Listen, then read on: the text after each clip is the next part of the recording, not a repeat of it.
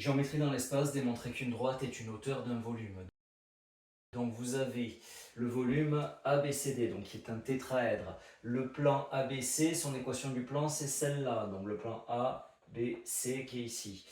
Le point D, ses coordonnées, ce sont celles-là. Et la droite D1 qui est ici, son équation paramétrique, c'est celle-là. La question, c'est la droite D1 et la hauteur du tétraèdre ABCD issu de D. Ça veut dire qu'il faut que je prouve que cette droite est bien la hauteur de ce tétraèdre issu de D. Donc ça veut dire quoi? Ça veut dire que cette droite, le point D appartient bien à cette droite et qu'au niveau du plan ABC, on a bien un angle droit. Voilà, deux choses à prouver. Donc première chose, la plus facile, vérifier que D appartient à D1. Donc je remplace ici mon X, mon Y et mon Z par les coordonnées de D.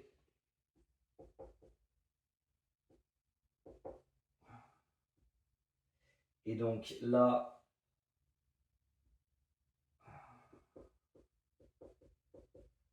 on a t égale 0, t égale 0, il faut retrouver t égale 0 ici. Donc on a 3 moins 3, on met ce 3 là, qui est égal à 5t, et donc t qui était, donc 5t qui est égal à 0, donc on a bien t qui est égal à 0 sur 5, on enlève ce 5 là, et donc on a bien t égale 0. Donc pour les trois équations, on retrouve t égale 0 en remplaçant les coordonnées de d dans l'équation paramétrique de la droite, ce qui veut dire que on a bien d qui appartient à la droite D1. Donc ça, c'est bon.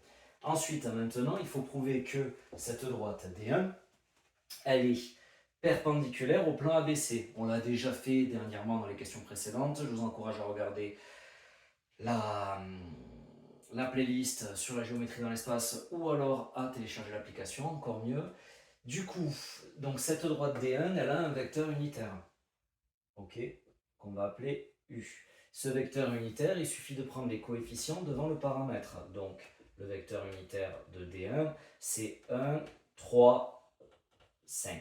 Maintenant, il faut, pour que cette droite soit perpendiculaire à ce plan, que ce vecteur unitaire, quand on fait le produit scalaire de U avec deux vecteurs non collinaires du plan, ça soit égal à 0. Donc, je vais prendre CA et AB. J'ai même pas besoin, excusez-moi.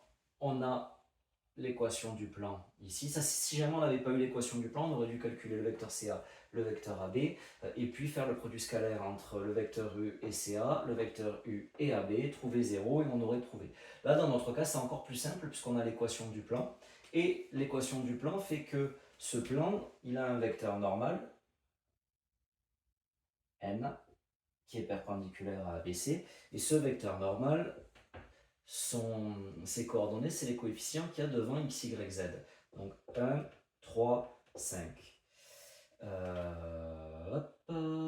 Est-ce qu'on était bon? Oui. Et nous, dans notre cas, ben, il faut que ce vecteur unitaire, ce vecteur directeur de D1, soit collinaire à ce vecteur normal. Comme ça, on pourra prouver que la droite est bien perpendiculaire au plan.